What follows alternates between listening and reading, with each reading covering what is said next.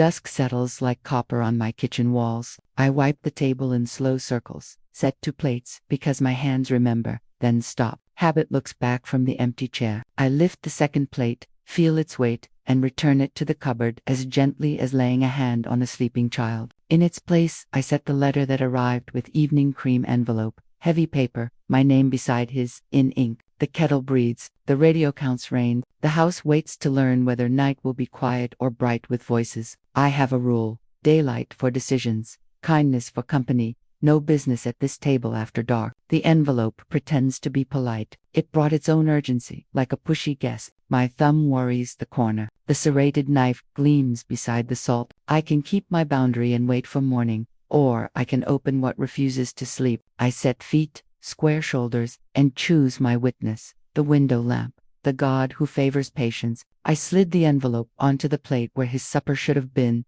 Then I reached for the knife, not to cut steak, but to open the truth. Asterisk, asterisk, sweetheart. Slide your chair a little closer and listen with your good ear. Today we're talking about the letter that sat at my tableland, the boundary that kept me whole. I'll pour the tea, you bring your patience, and we'll walk through it slow enough to tell the truth without tripping over it. If stories like this steady your heart, tap subscribe and stay with me. I tell one every Sunday at dusk. If you believe family should be spoken to, not shouted at, leave a like so the porch light reaches another house that needs it. I'm here to show how a plain woman, a plain table, and a few plain rules can keep a life from coming apart at the seams. Stay with me. Before you judge me for what I did next, you should know why an empty seat can be the bravest thing in a house.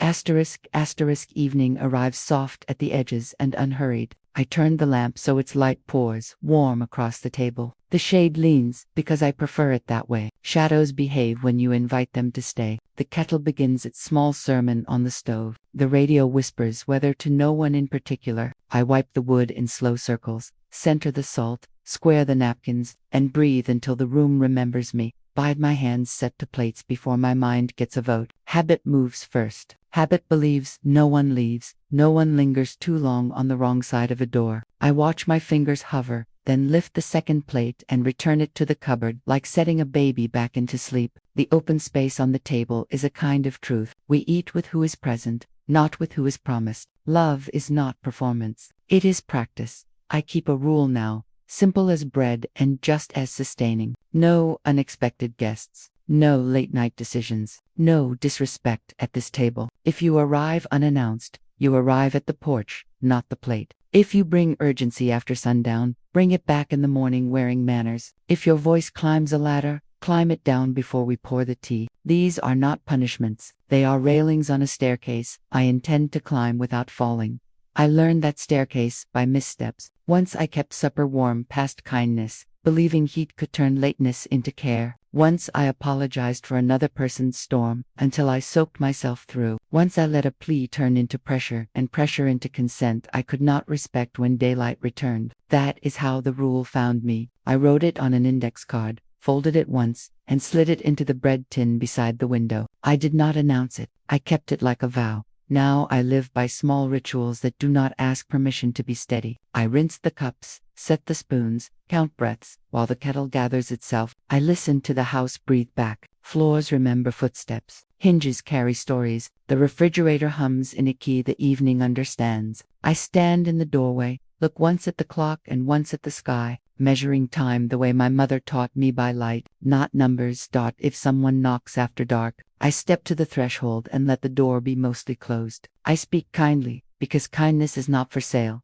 and I set appointments in daylight as naturally as I set bread to rise. When the phone rings late, I answer in a voice that tells the hour the truth. I will consider, I will review, I will sleep. Then I place the receiver down like the fragile thing it has always been, and return to the steam lifting from my cup. Sometimes I lay out the second plate anyway, just to see if my hands remember for good reasons. Sometimes I leave the chair empty on purpose, to remind myself that emptiness can be chosen and holy. I think of the women before me who guarded supper with simple sentences, who taught daughters that peace belongs at the table, not drama in its Sunday clothes. I am their student. I am their continuation.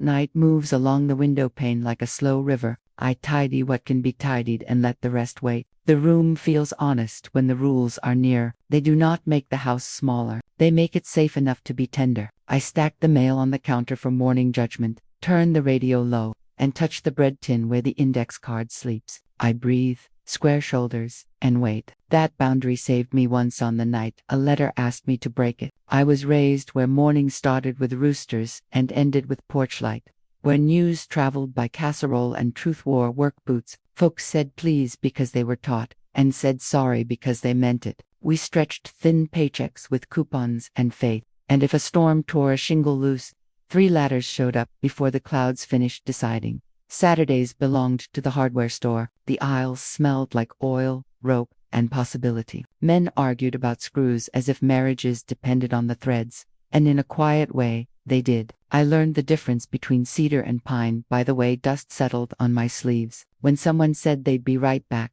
the hammer told you if that was true. Behind the counter, Mr. Flanders kept a notebook of names and small debts. He never shamed a soul. He looked you in the eye and trusted you to return. Sundays were for church suppers in the basement, where pies lined the tables like a parade. We passed aluminum pans hand to hand, and somebody always prayed too loud, and we loved them for it. 2 blocks over, the Union Hall stood like a brick sermon on fairness. It taught us that dignity has paperwork and signatures, that good intentions taste better when they arrive on time. My mother nodded at both places and said, "Good fences keep good neighbors."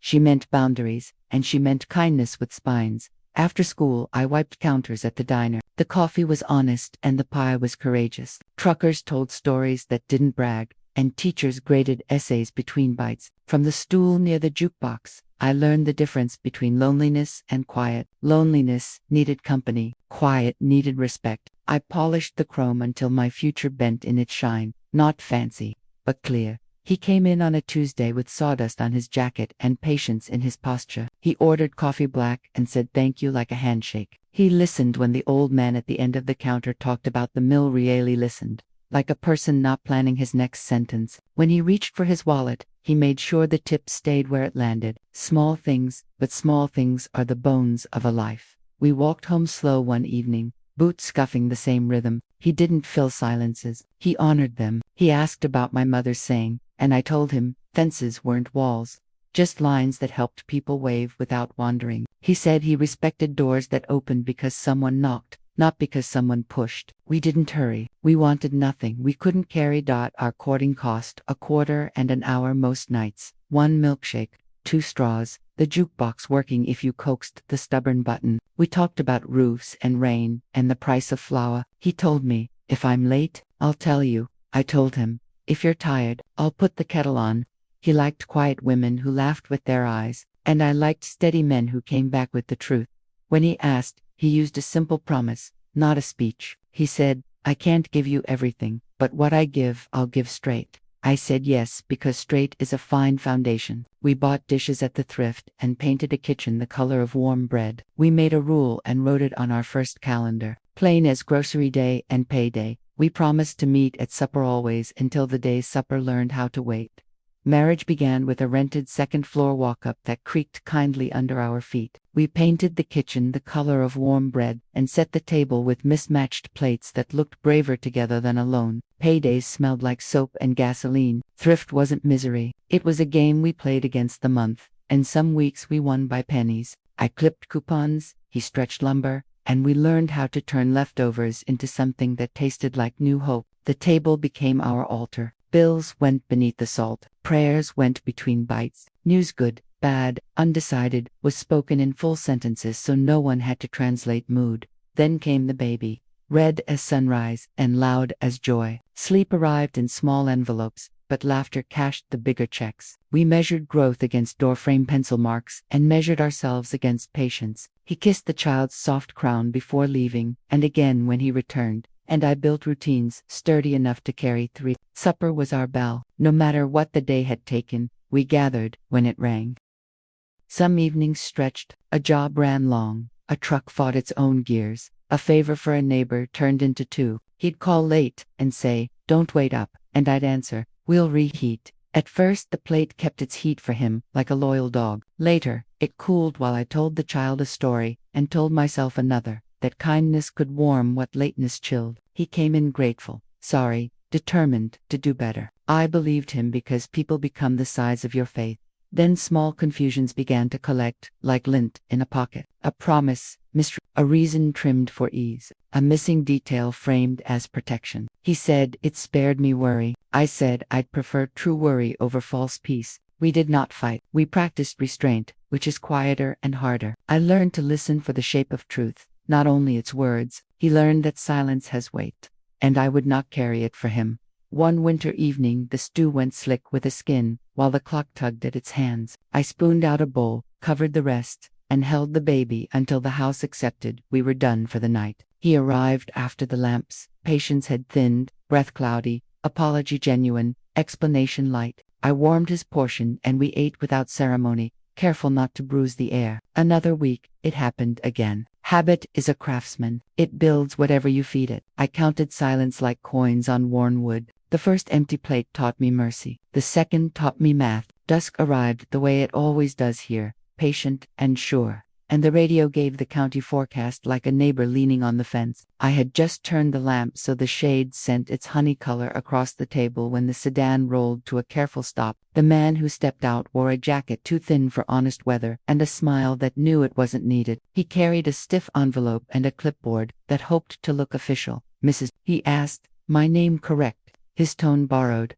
I signed for receipt like a person signs for rain, acknowledging, not inviting. He tipped his cap to the porch light, then left my steps cleaner than he found them. The envelope was cream, the kind that pretends to be polite and heavier than a bill. My name sat first on the face, and below it, in a hand that measured itself, the name of someone I love. I set it on the table where a plate would usually rest. The kettle sighed as if it, too, had opinions about timing. I slit the flap with the paring knife that earns its keep on apples and small truths. A letter from a law office that admires marble floors. Page 1 spoke of a decision already taken, a property matter filed, a consent presumed. Page 2 named amounts nobody had asked me about. Page 3 offered a place and time, both rude to supper. I read twice, slower. The second time with my lips pressed thin, the way my mother used to when a child tried cleverness. It was addressed to me, and also to him, as if the paper could sit us side by side without our permission. Respect had been skipped to save time. Money, to some people, is a shortcut they hope leads through other people's kitchens. The wind bothered the porch rail. The refrigerator tested a new hum. I put the pages back in order, squared their edges, and laid the envelope exactly where a bowl would go. It looked wrong. A stranger holding a chair. I poured tea, because heat steadies thought, and asked the room the only question that mattered. Is this invitation or intrusion?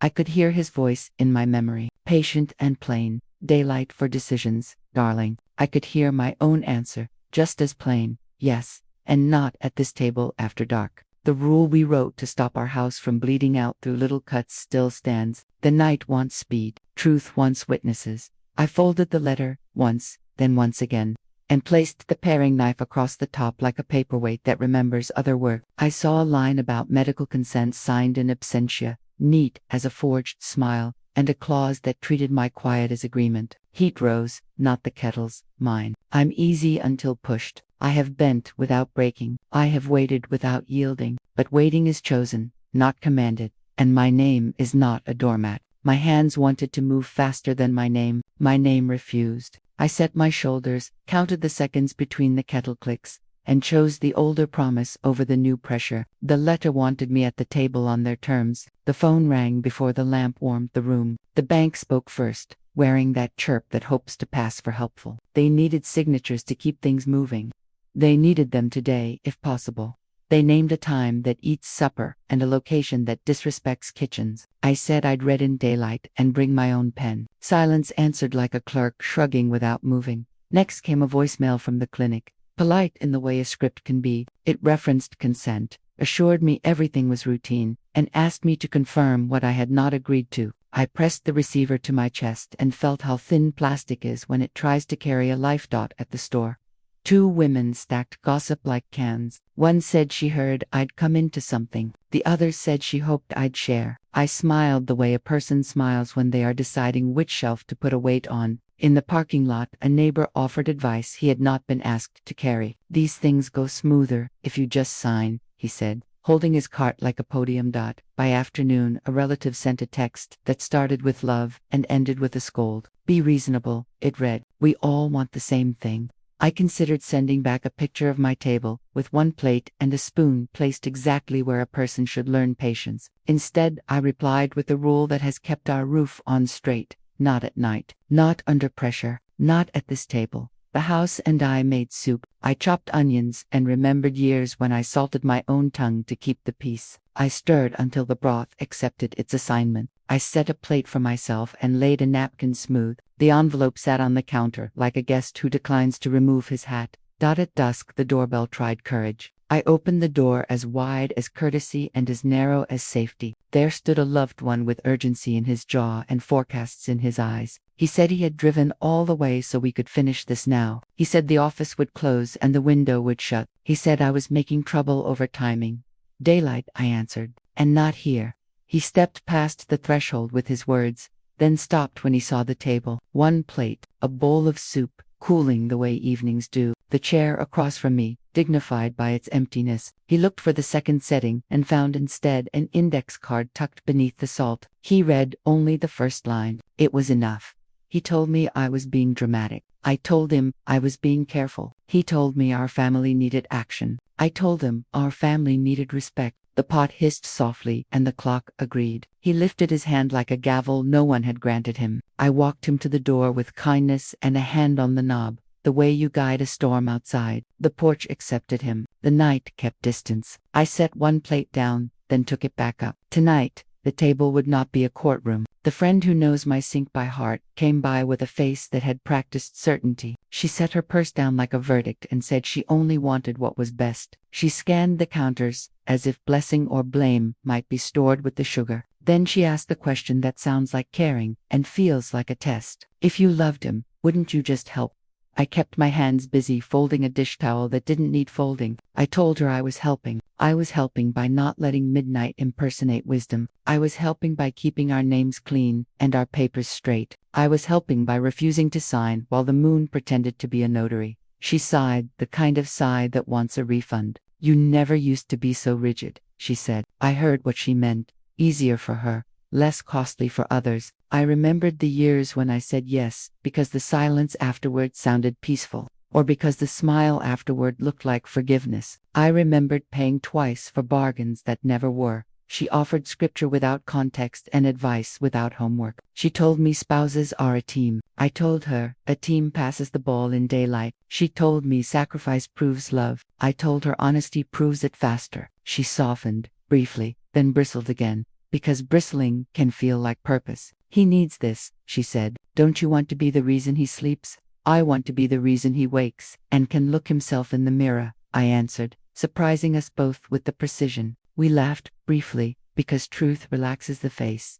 She glanced at the bread tin. Still saving everything, she said, trying for lightness. I told her paper remembers better than people and costs less to feed. She asked to see the letter. I shook my head. Not until morning. Not until the kettle speaks and the lamp keeps company. I will not perform my private life on command, but sat. We shared an apple. She told a story about her sister that was mostly a confession wearing borrowed clothes. I listened the way we promised we would when we were girls, polishing chrome at the diner. When she left, she did it gently, which gave me hope for both of us. After she was gone, I stood at the table with the letter under my palm. I thought of other times I thinned myself to make a room feel bigger. I thought of apologies I had signed with my silence. I thought of the winter night when 2 plates cooled and I called it patience. I thought of the first rule I ever wrote for myself and the peace it purchased one ordinary evening when I chose emptiness over theater. The refrigerator clicked like a metronome finding tempo. Fear said I would lose people if I kept drawing lines. Experience said I would lose myself if I stopped. I chose the loss I could live with and set the teacups to dry in a row, like little boundaries practicing. The clock approved. The window agreed. Even my breath seemed to nod. Outside, the porch waited politely. I folded the letter once, then heard the front steps creak. Asterisk, asterisk, he did not knock the way family knocks. He tapped like a man testing glass for weaknesses. I opened the door as wide as courtesy and as narrow as wisdom. He stepped into the threshold with his urgency in front of him, as if he could persuade the house faster than he could persuade me. We need your signature, he said. No greeting, only mission. He named a document like a password, a deadline like thunder, a consequence like a threat wrapped in velvet. Not at night, I answered. Not like this. He tried calling me reasonable, the way people do when they want their way to wear my name. He tried saying I was the only obstacle, as if dignity were a fence to be kicked down. He glanced at the table and frowned as though the empty chair were an insult. I watched his hands. Anger loves hands. They tell the truth earlier than faces. Sit, I said, offering water. If we were going to talk, we would obey the house. He refused the glass, but took the chair halfway. As if sitting might make him look less like a storm, he placed his palm on the envelope. I placed mine on the table beside it and, let the wood remember whose home this is, he spoke. Faster, people, papers, penalties. He used the phrase for your own good, which is what pressure says when it borrows kindness for camouflage. He offered to sign on my behalf. He said he could bring a notary. He said a lot of things that sounded like coats hung over a broken door. I told him about the rule. No decisions after dark. No pressure at my table. If you want my name, bring it sunlight and respect. He told me the world does not wait for rules. I told him the world eats where I bless it, or it does not eat here at all. The kettle clicked, finished with its patience. Steam blurred the window and cleared again. He looked at the index card beneath the salt and read the first line out loud, mocking the handwriting that has kept me steady longer than he has been alive. I did not flinch. Mockery is only loud when you feed it. He stood abruptly and pushed the chair back hard enough to scuff the floor. I stood, too, because I do not receive lectures while seated in my own house. He reached out for the letter, as if speed could sanctify theft. I moved my hand to the porch switch and let my answer shine. Light filled the room and reminded both of us who pays the bill.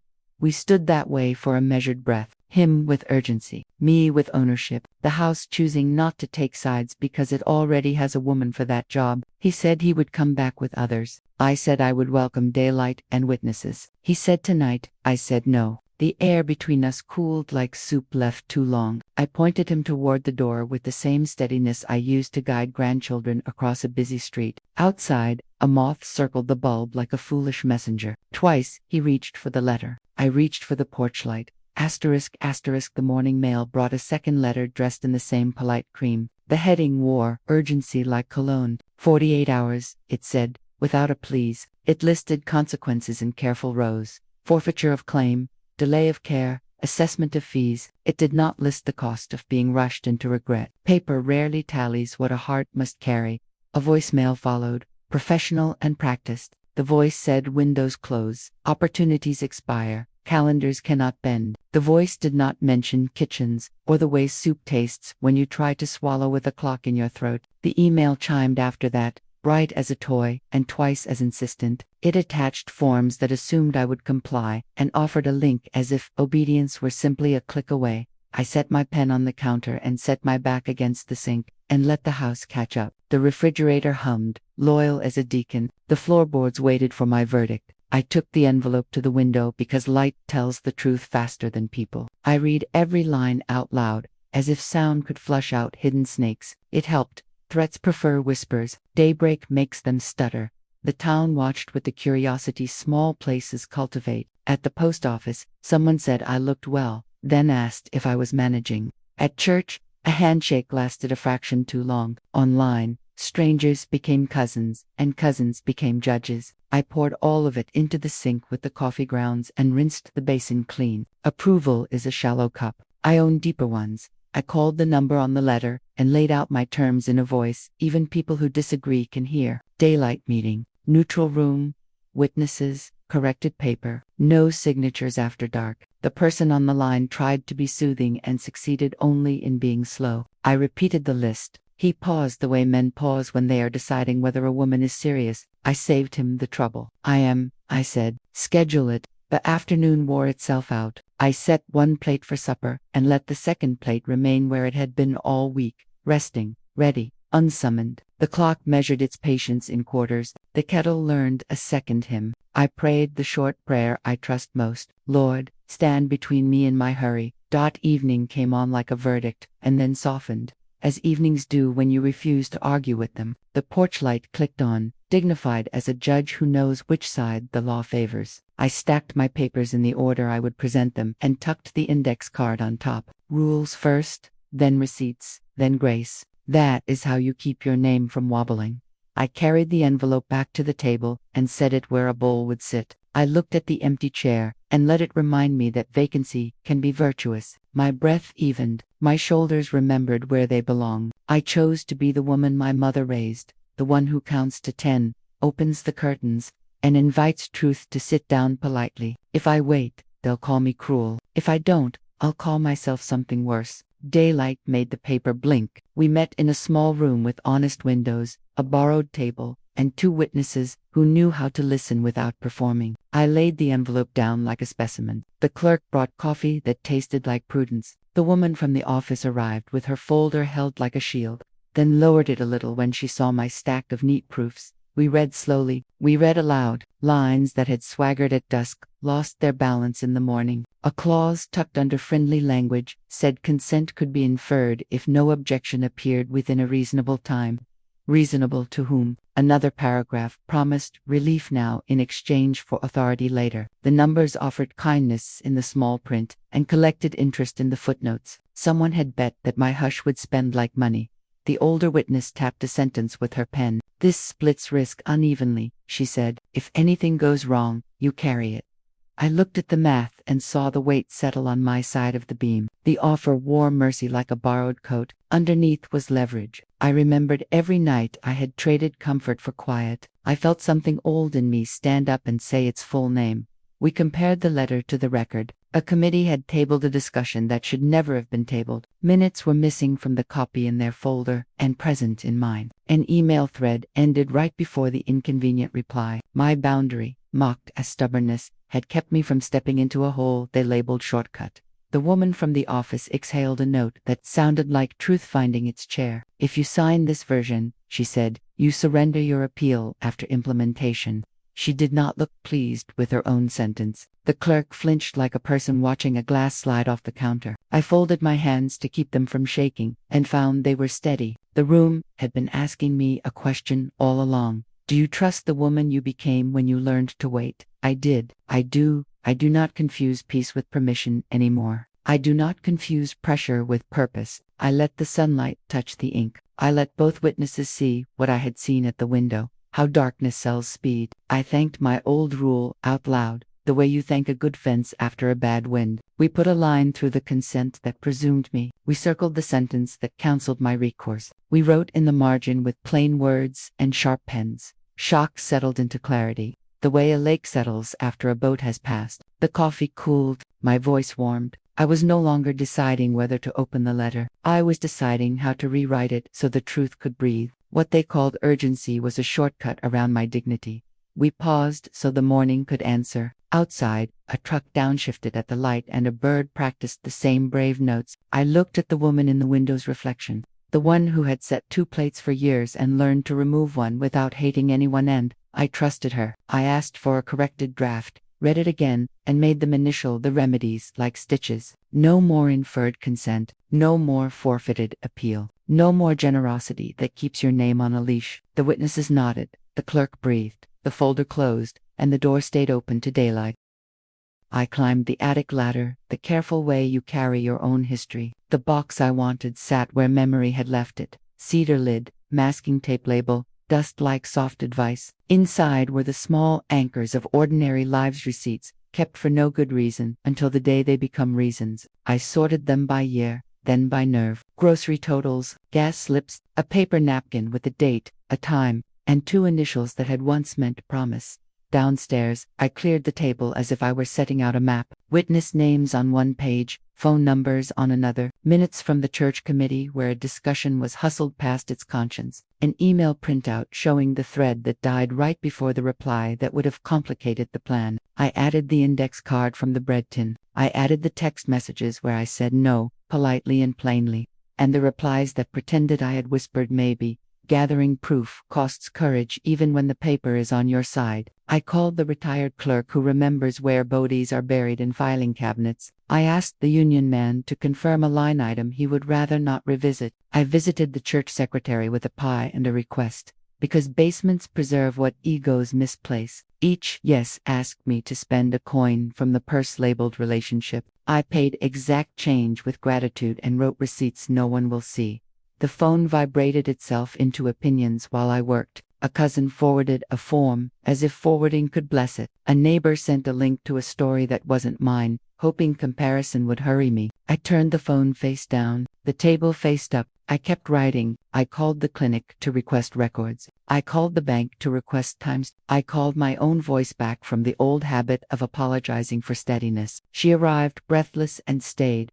At the bottom of the cedar box, I found an envelope addressed in the handwriting that used to anchor my mornings. It contained a single page with pencil marks and a message that had waited without aging. If you must stand alone, stand at our table. I will recognize you there. I cried the short cry of recognition, then wiped my face with the sleeve of a shirt that still remembers baby's dot by evening.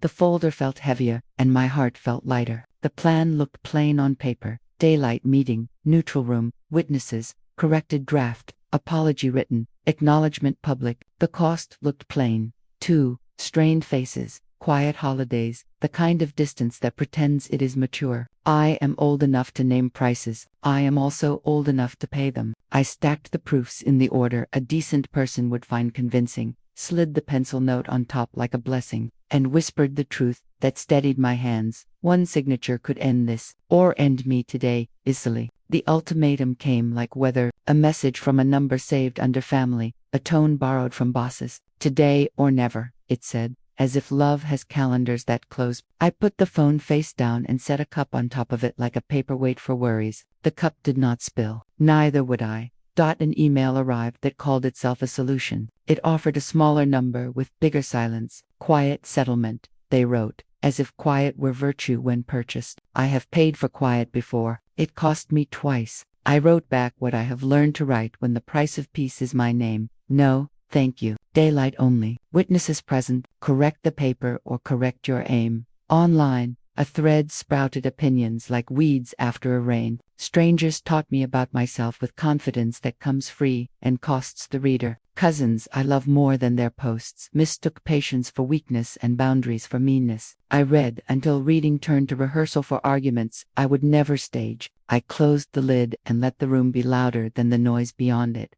I set the table for one and practiced compassion as a discipline. I imagined the fear that makes people rush, the hunger that makes them bargain, the shame that makes them scold. I forgave what I could at my own plate, then saved the rest for tomorrow when forgiveness might be taller. Compassion without surrender tastes like decent bread. It fills you enough to refuse dessert you did not order. The pastor called to ask whether I needed company. I told him I needed clarity. He said both come from the same light. The clerk texted a picture of the corrected paragraph. Progress dressed as ink. My friend who had cooled warmed by a degree, asking if I wanted a ride on the day we signed. I told her yes. Bridges are heavier than planks. 2 hands carry them better. I returned to my empty chair and said grace over absence. The chair did not argue. The window did not complain. The index card under the salt remained a quiet banner. I poured water for the visitor who might arrive with better manners tomorrow. I placed the letter beneath my palm, the way a farmer tests the earth for readiness. Not yet,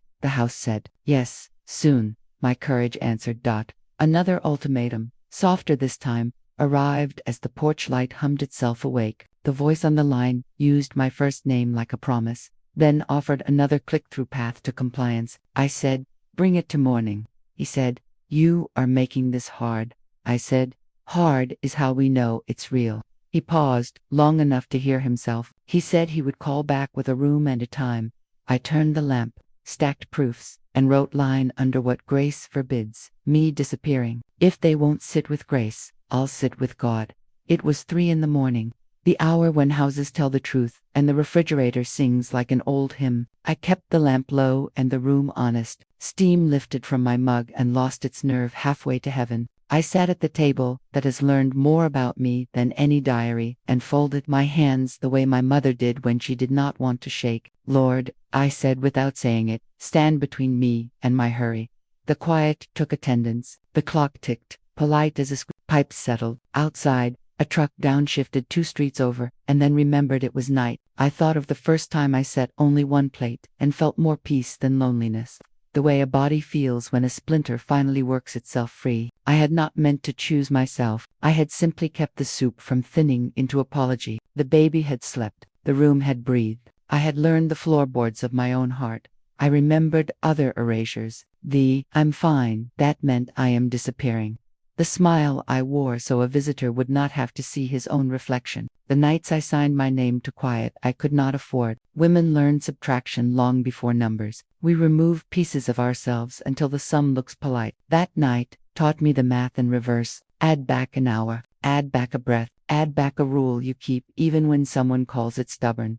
I pulled the bread tin close and spread paper like a map. Yellow pad, blue pen, index card asleep under the salt. I wrote my terms in letters that did not blink. Daylight meeting, neutral room, witnesses who understand paper, corrected agreement with sharp verbs and square corners, written apology for the shortcut disguised as mercy, public acknowledgement so the town can watch fairness walk upright, funds routed cleanly, without strings hidden in the bow, names spelled right, dates in order, no midnight. I read the list aloud to the lamp and heard my voice steady. A boundary can be a wall when fear builds it. It becomes a bridge when courage keeps the toll. I poured more water and let the kettle ask its soft question. Are you sure? I answered yes in a language that does not require volume. I am sure I am not the villain in my own kitchen. I am sure patience is not passivity. I am sure daylight is the witness that loves me best. I prayed in sentences the size of seeds. Bless the people pushing, because fear has made them clumsy. Bless the people helping, because loyalty can tire. Bless me to stand kind without moving. Then I let the prayer sit like bread rising under a towel. The room warmed around it. The window turned from black to navy to the blue that belongs to nobody but morning.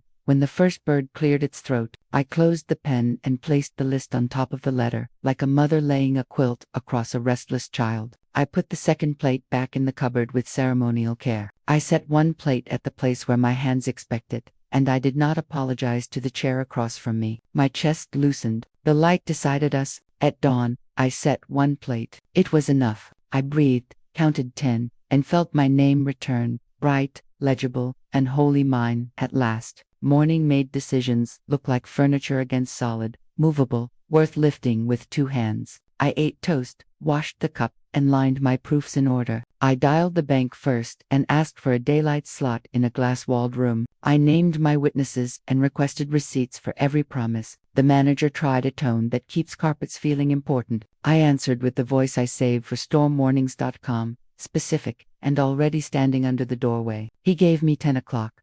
I called the attorney next. I refused corridors and back offices. I said, neutral space, witnesses present, corrected language in plain view, and a written apology placed on letterhead before signatures touched paper. He suggested convenience. I suggested sunlight. He suggested we could keep this quiet. I suggested we could keep it honest. We agreed on noon, conference room B, blinds open. I wrote it down like an address you plan to live at. The pastor answered on the second ring. I told him I needed a listener with a backbone. He said that was his job on weekdays. He agreed to sit, say nothing, and pray with his eyes open. The clerk texted a thumbs up and a photo of her reader glasses, like a little flag. My one school friend offered a ride, which is the apology some people know how to give.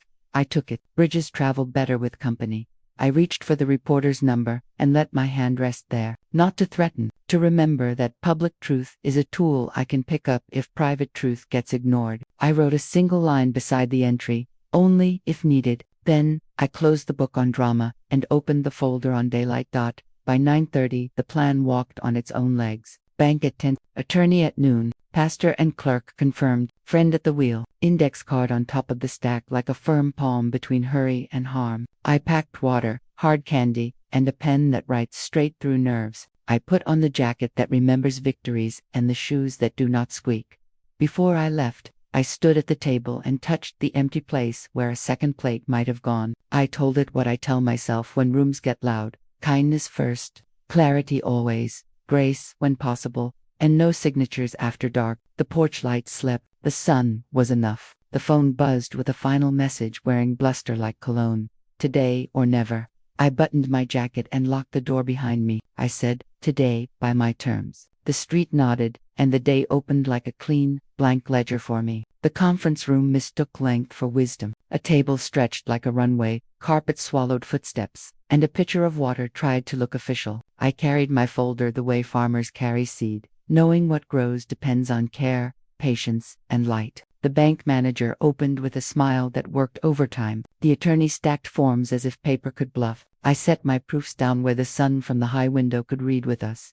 "We'll keep this simple," he said. I answered, "We'll keep this honest." I laid out the timeline the way a baker lays dough, even, steady, nothing hidden. Call logs, messages, minutes. The committee tried to forget. Then the letter, its neat paragraphs turned clumsy in daylight. I traced the sentence that inferred consent if I stayed quiet. I circled the clause that reached beyond fairness and tried to tap my name like a maple for syrup. The manager frowned first. "Who wrote this version?" The attorney cleared his throat into a smile. I slid forward my alternative. Same purpose. Clean language, equal risk, appeal preserved. No midnight conduct, dressed as mercy. "This is not stubbornness," I said. "This is housekeeping. If we're going to live with this, let's make the floor level." We slowed on the verbs. We replaced deemed with agreed, assumed with documented, may with shall where duty belongs. I kept my voice low. The room leaned closer. The clerk witness adjusted her glasses and tapped numbers that didn't like being tapped. The pastor's silence made space for conscience. The attorney tried one more shortcut. We could proceed and amend later. Years of cooling plates stood up in me and answered without shaking. Later is how people lose houses and names. Fix first. The manager breathed out what sounded like relief escaping a jar. "She's right," he said, almost surprised to find his own mouth trustworthy. He turned to the attorney. "Draft it properly." I slid a page across that I had prepared at 3 a.m. My humane alternative kept care moving now and protected tomorrow from regret. Daylight for decisions, witnesses for memory, appeal preserved for whether nobody predicts, payment routed cleanly, no strings hidden in vows, an apology written, not implied, public acknowledgement for the harm of haste. I added my index card like a small flag, no signatures, after dark.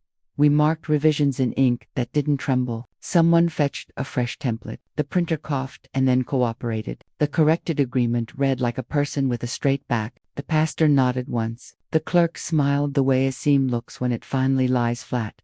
Before the pens came out, the attorney asked, "Do you prefer to conclude this quietly?" I thought of neighbors who pay attention, of young clerks learning what fairness sounds like, of my own late nights teaching me to wait. "We can make this right publicly or quietly," they said. "Publicly," I answered. He winced at the word, then nodded, calculating the cost of decency. I was not gloating. I was tidying. We initialed each change like stitches closing a needless wound. The room felt lighter, as if the building exhaled something stale. The door opened. A family member stood there, brave, brittle, urgency buttoned to his collar. He scanned the table, saw the witnesses, and let his shoulders drop. "Are we done?" he asked. I lifted my hand, small blessing in the air. "Almost," I said. "Then we go home and act like kin." He began to defend the rush. I spared him speech. "Fear makes people sprint," I said. "We choose form over speed." The manager pointed at the restored appeal line. "This should have been here from the beginning," he said. "It is here now." We signed in an order that honored sense, institution, oversight, witnesses, then me. I wrote my name carefully, not large, not small, exactly true. The attorney drafted an apology on letterhead while we waited. Not poetic, not needed. It named the lapse, the correction, and a commitment to do better in words a clerk can file. I requested certified copies and an electronic duplicate for the archive. The manager offered his plain cell number. "If anything tilts," he said, "call before the hour gets dramatic." I tucked the card behind my index note, where rules keep company with names. At the threshold I paused. "One more item," I said. "The announcement." The manager nodded. "We will publish it clear, specific." The attorney agreed. Authority tilted toward integrity, then settled like a table with a wobble fixed. We walked into afternoon that felt like respect. My jacket felt like mine. The family member matched my stride, relieved. "I thought you wanted to win," he said. "I wanted to live with myself," I answered. We walked together home. We left with a document that finally spoke plain. The clerk sealed copies. The manager queued a notice. The attorney stapled his apology to the corrected draft. No speeches, only work done right, in daylight. I rode home in a borrowed quiet. At my table, I set the folder down like bread, then made lunch and ate like a woman who remembered how to chew. Relief is not a parade. It is a steady fork in a plate that stays warm because you are the one sitting there. The next morning, the paper ran a brief acknowledgement between Little League scores and a bake sale flyer. It named the error and the correction. It did not audition adjectives. Neighbors clipped it. A cashier slid me a note that read, "Proud of you, ma'am." I tucked it into the bread tin beside the index card that has kept this house standing. Money owed, moved where it belonged. I paid bills without acrobatics. I called the carpenter and asked for the porch step done the right way, not the fast way. He did it right.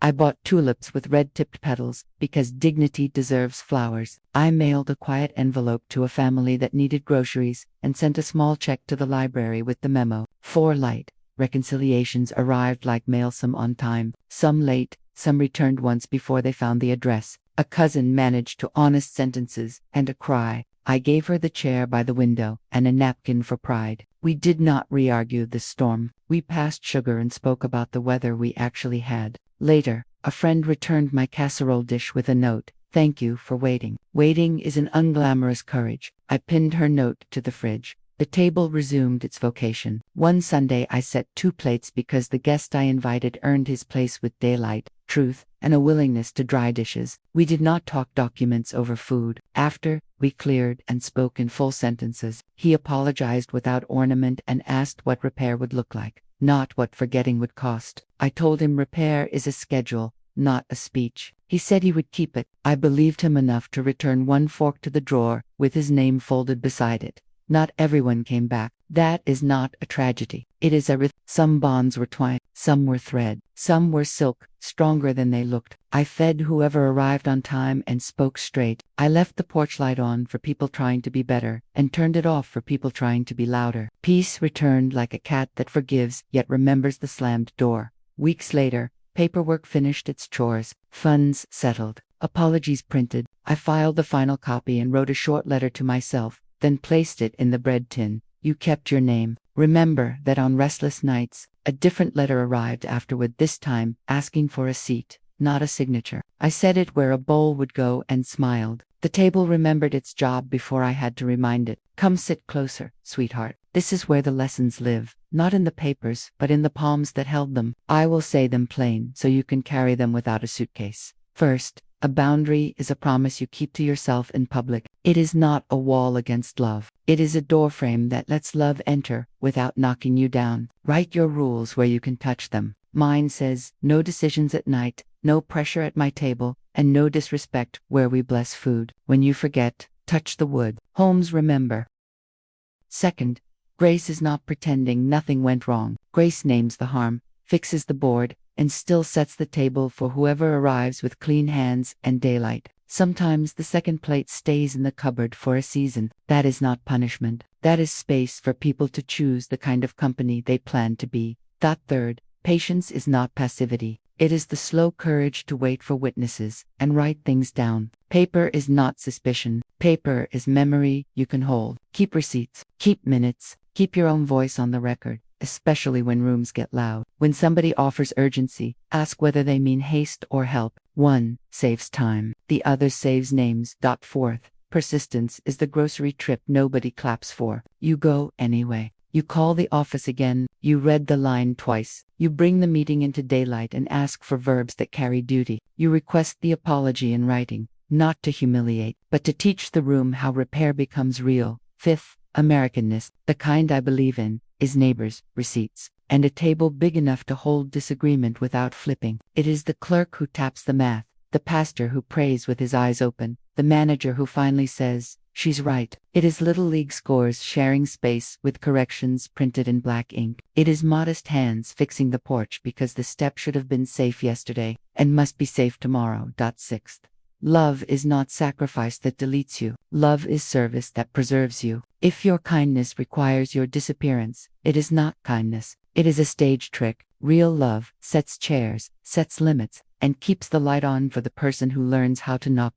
I could make a longer list, but lists don't hold people. Stories do. So tell me in the comments, yes, you, there in your living room where You drew a line that let love cross back with respect. Tell me who taught you patience that didn't turn to dust. Tell me what your table knows when evening does its copper work. If this gave you courage, subscribe so the next story finds you. I'll be here next Sunday at dusk with another lesson tucked into a memory. There's one more story this table could tell if you'll sit with me next Sunday. Bring a notebook if you like. Write down the sentence you plan to use when pressure visits at midnight. Practice saying it out loud until your voice believes you. Teach it to your children so their houses do not learn fear first. Tape it to the bread tin. Let it keep watch when you sleep. The church bulletin tucked my name among potlucks and prayer lists with a line that read, "Thank you for persistence with grace." The sentence was small, but it felt like a steady hand at my elbow. At the grocery, the new cashier slid a note beneath my receipt. "Proud of you, ma'am." She blushed when I looked up, then rang the next can as if nothing holy had happened. The librarian paperclipped a fee waiver to a bookmark and whispered, "For the light."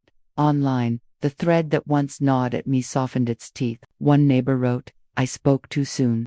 Another said, "I learned something today." A cousin typed, "She did right." Hearts collected like pennies in a jar. At the VFW bingo night, a veteran tapped the table and said, "Good work," as though I had tightened a shared bolt. At church, the deacon, who always misplaces his pencil, brought two and left one with me. Even the bank manager, who had found a new courage, waved from the sidewalk like a neighbor. Of course, not everyone clapped. A couple of voices kept chewing air. That is their supper, not mine. But the town shifted its weight from rumor to respect, and the room inside my chest felt larger. I set the clipping in the bread tin, rested my palm on the lid, and let the house listen with me. Truth had its shoes on by supper time, already today. Word traveled farther than I set the table for. Evening forgives the corners again. I turned the lamp a finger's width, and let the room glow like bread from the oven. I set one plate at my place and breathe. The second plate waits upright in the cupboard, not punished, simply patient. It will come down for the right knock at the right hour, not for hurry,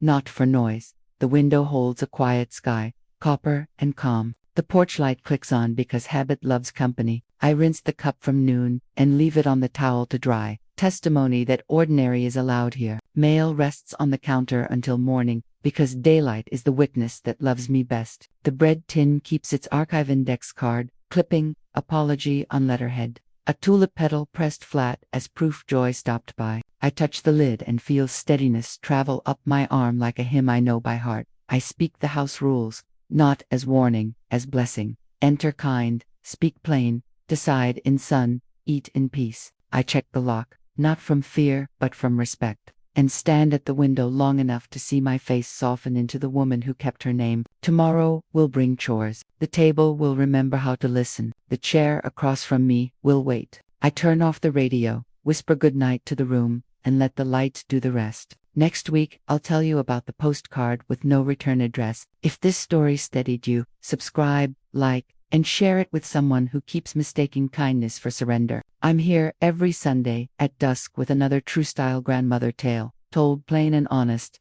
Next episode, we open the postcard with no return, address a lighthouse on the front, a single line on the back, and a choice I never expected to make. If this gave you courage, come back at dusk. Bring your chair, your patience, and your own brave rule. Subscribe next story at dusk. Thank you. Be good to your neighbors. The porch lights on, fade softly.